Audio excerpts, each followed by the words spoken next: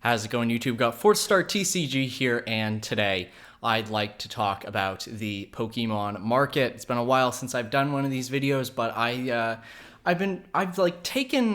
tried recording this a couple times, but I haven't really been able to really flesh out my thoughts until now about the Pokemon market, especially with regards to the future of the Pokemon market. I think this is something that a lot of people are kind of iffy on. They don't really know what's going to happen in the future, and neither do I.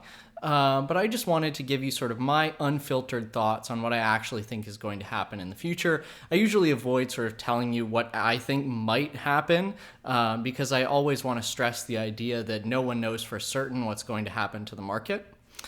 But, you know, Pokemon's had its biggest boom ever, and now prices seem to be leveling off. So obviously the big question is, you know, where do we go from here? Now, again, as I mentioned, it's impossible to tell for certain where we are going in the future. There's a diversity of views in here, and there's a lot of good points on sort of both sides. People who think that the market might continue to go up, people who think it might stay steady, people who think it might go down. My personal view about the overall health of the market is that we are in for a very long period of stability or slight decline.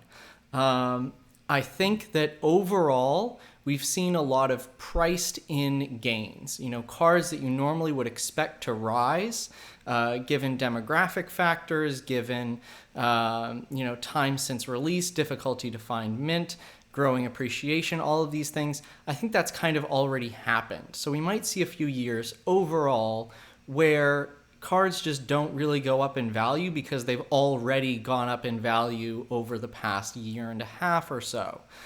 But what I also think is that we're going to return to a period of separation between eras, between classes of cards in the hobby. You know, over the past year and a half, it seems like it's been one story. Like, you can talk about the Pokemon market together. You know, everything goes up or everything goes down. It was really only recently over the past, over the summer and stuff, where you started to see a bit of a separation between, vintage cards. I did a video on this, pre-2003 cards were going down, post-2003 cards were still going up in value. Now it seems like, vintage has kind of rebounded from that a little bit. The post-2003 stuff is leveling off. That I think we're going to see a change, and we're going to start to see a lot more separation, and classes of cards are going to be more apparent. You know, it's not just going to be everything going up or everything going down, or half the market going up, half the market going down. I think we're going to see micro trends.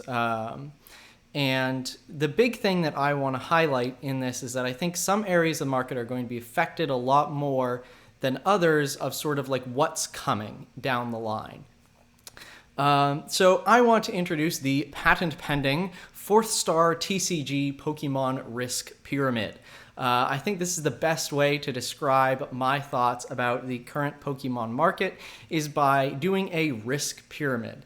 Now, at the top, we have the highest risk items, the ones that are most likely to lose value. And at the bottom of the pyramid, we have the least risky items, the ones that are least likely to lose value over time, in my view, of course. And again, we can debate all of this.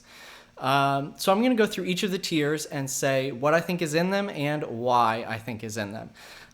So let's start with the highest risk, the thing that I think is at the most risk of going down in value, the classes of cards that I think are in the at the most significant risk of losing value that you might, if you are and you're listening to me, you might want to hold off on purchasing.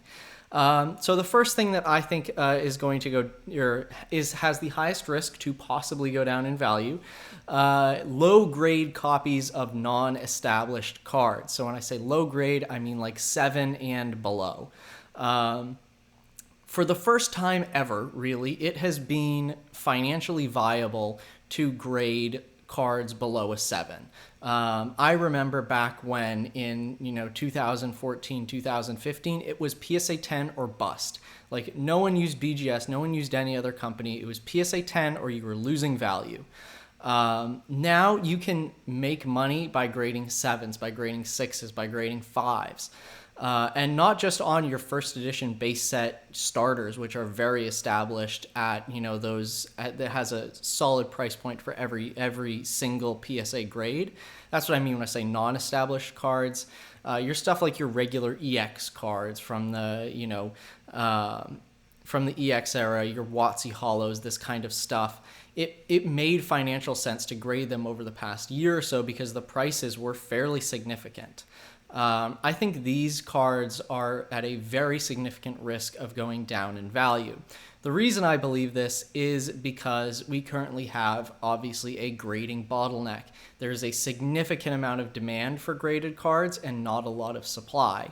The prices for high-grade cards have jumped, even for the 9s and 8s, those really sort of good condition copies.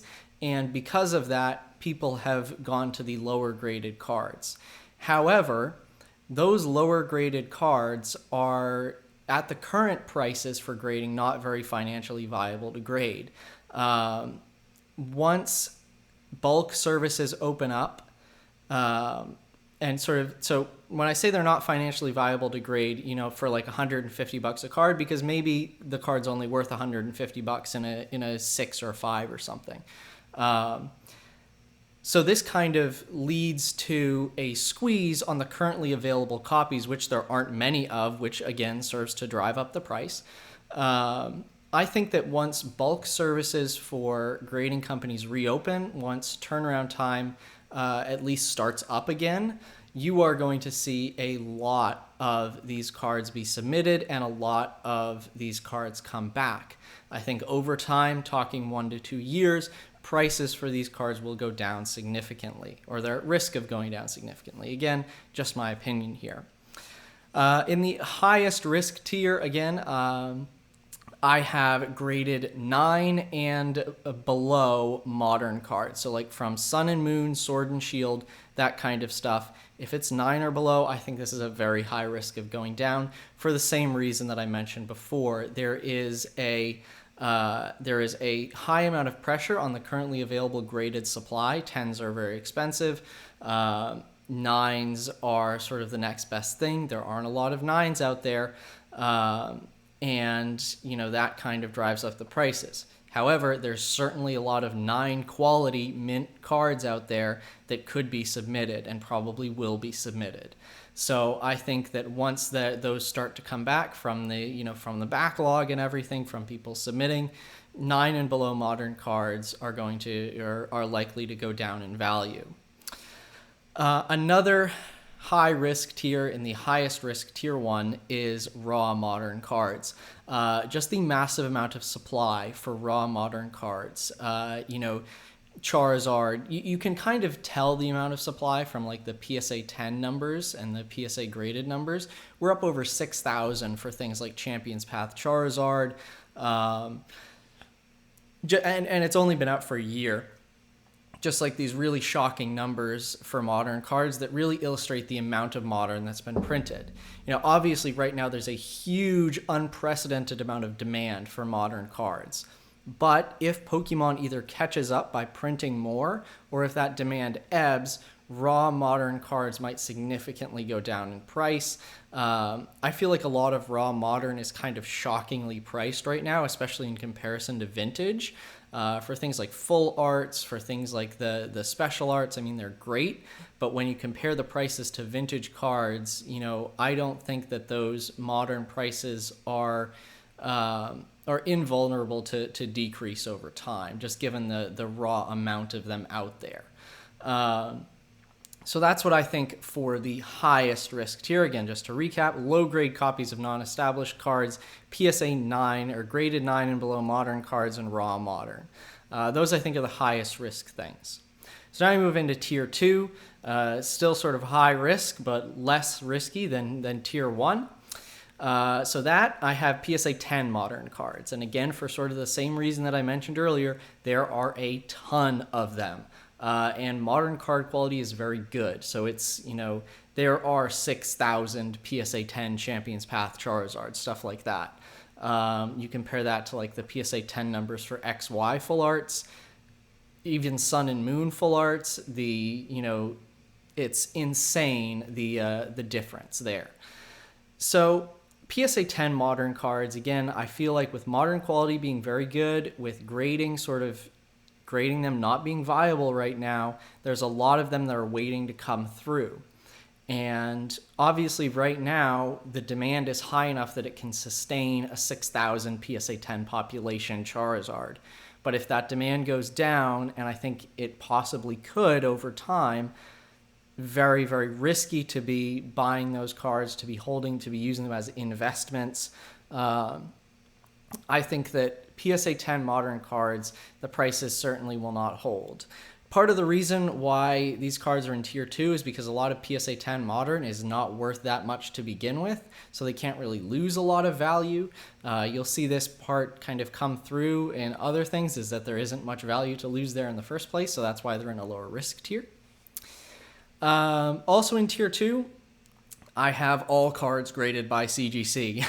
If your card is graded by CGC, it is in this risk tier.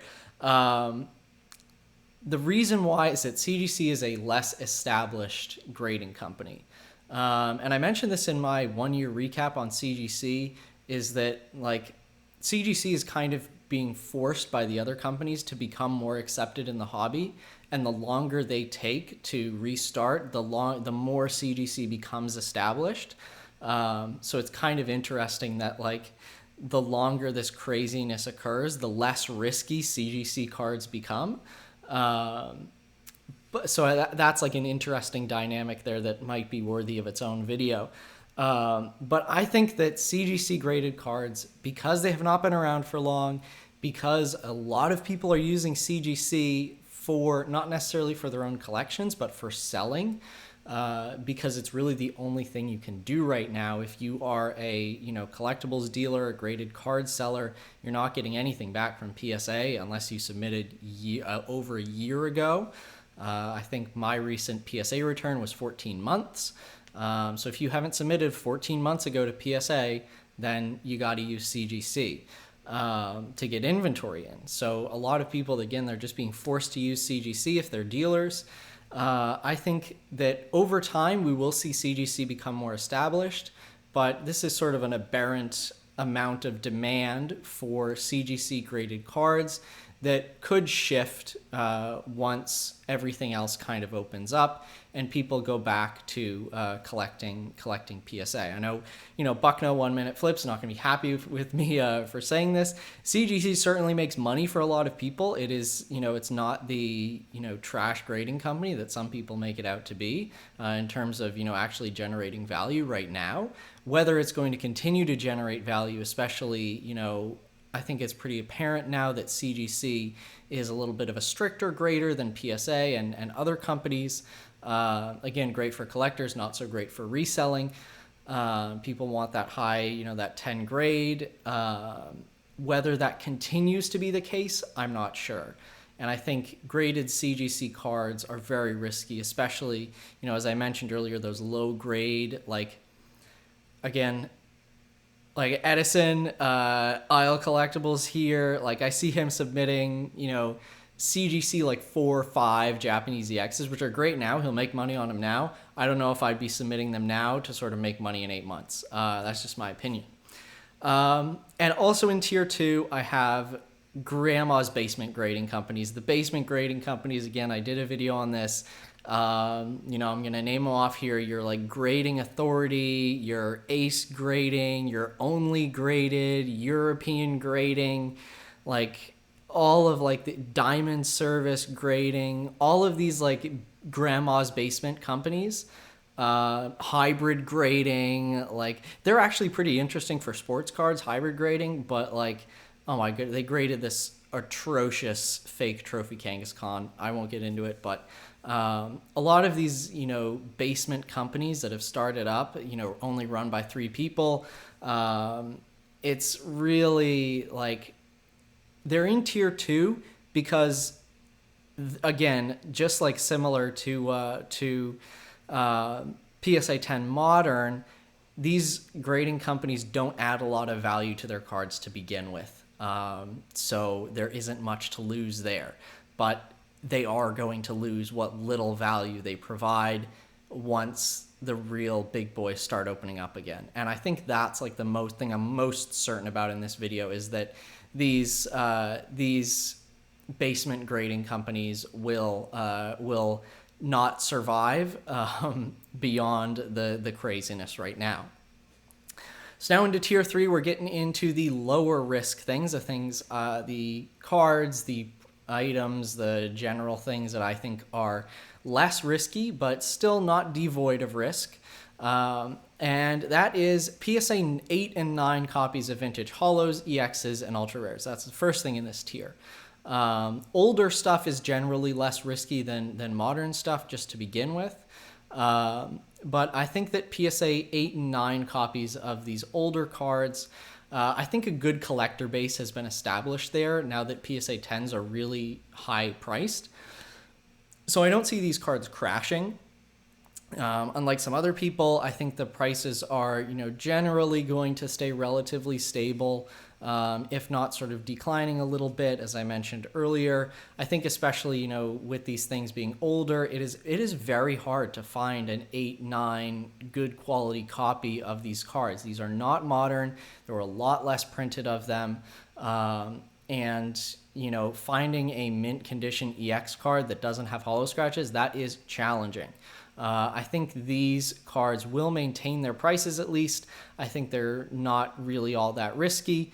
And, I think, generally seeing these cards through the next, couple years, there's really not going to be a ton of movement there. And if there is movement, it's going to be in line with the larger market. PSA 9 and below Japanese cards are also in this tier. Also, the reason they're in this tier is because a lot of Japanese cards are a lot more specialized. They're a lot more niche. And the prices for these cards are not generally super volatile. I think Japanese in general is less risky just because it's less accessible. So you have less of those crazy stonkers coming in and trying to sort of flip these cards. And, there isn't a ton of hype for Japanese outside of things like, unique product releases. Even like Japanese Modern Sealed is pretty hyped right now. But, most of these PSA 9 and below Japanese cards, a lot of them, again, aren't worth a ton to begin with. So seeing those, I think, is a not necessarily devoid of risk, but still a slightly risky opportunity. And again, this is sort of the most risk that I would say is present for Japanese cards, is these PSA 9 and below. Again, I don't sort of go through and say, PSA is here, CGC is here. It's kind of hard to separate that out. I'd say CGC is probably more risky in 9 and below than PSA, but again, probably in the same tier roundabout. And again, in tier 3, still some element of risk, not devoid of risk, but not as much as the higher tiers. Raw, below, near mint vintage cards. I think, the raw vintage market, it's not, again, as I mentioned kind of earlier, it's not difficult to find kind of excellent condition WotC holos and stuff like that. Those cards are not necessarily rare. There was a lot of WotC printed. So I think a lot of these prices that have been, sort of hyped up or increased by the demand recently are going to go down just because of the availability. Once demand goes down, if demand does go down, then we could see prices go down as well. And now we've arrived to the least risky tier, the least, again, not devoid of risk, as I mentioned, but, the least amount of risk that I think is out there. So for the least amount of risk, the first thing, raw, near mint to mint vintage cards. These are always going to be desired for binder sets, for grading.